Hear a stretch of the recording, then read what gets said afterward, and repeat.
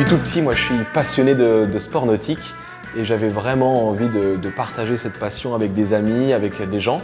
Et il fallait une solution simple. Et là m'est venue cette idée du libre service. On ne prévoit pas ses vacances, on arrive sur la station, il y a un paddle de dispo, j'ai envie d'aller sur l'eau, et ben je le prends et j'y vais. Notre enjeu aujourd'hui, c'est d'avoir des stations qui sont durables dans le temps et puis qui s'intègrent dans le paysage, car nos stations, elles vont être implantées dans des zones qui sont naturelles. On essaie de limiter la pollution visuelle. Avec Playa Rent, on a cette vision du local. On veut toujours travailler avec des clubs nautiques, des collectivités, des mairies pour l'exploitation de nos stations. On veut également travailler avec des partenaires locaux sur le plan industriel. Sur ce logiciel, on conçoit chaque pièce qui compose la station et ensuite c'est ces 3D-là qui vont permettre de programmer les machines qui vont fabriquer les pièces. Et puis ensuite on envoie les plans à notre premier partenaire qui se situe à Laval et qui fait lui l'usinage, le tournage des pièces. Et en parallèle, à Montreuil-Juigné, à côté d'Angers, on vient découper la tôle. J'ai rencontré Nicolas parce qu'il cherchait une entreprise pour pouvoir développer des produits qu'il avait imaginés. C'est avec grand plaisir qu'on l'a reçu, on a étudié ses plans avec lui et un jour on a produit son premier prototype. Là je crois qu'on est à la version 4 ou 5.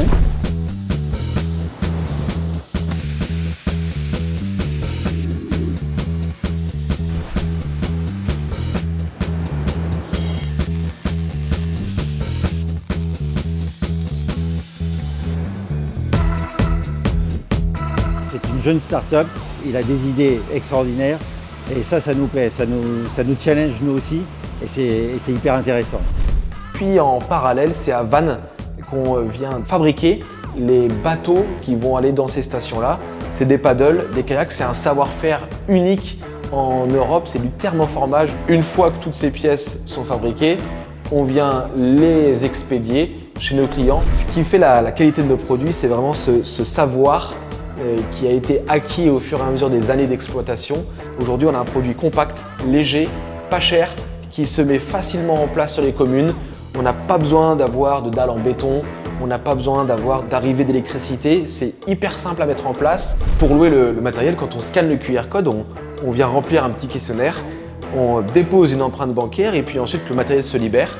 Là, on part sur l'eau et on reste le temps qu'on souhaite. C'est l'exploitant qui définit son tarif horaire, mais c'est en moyenne 15 € la première heure et puis 10 € les heures suivantes.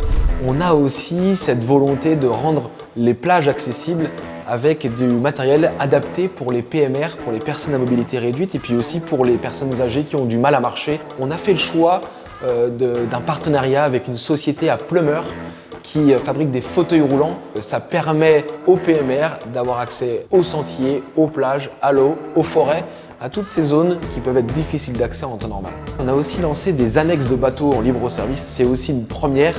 C'est des petits bateaux, là c'est à destination des ports de plaisance. C'est du partage, c'est de l'économie circulaire.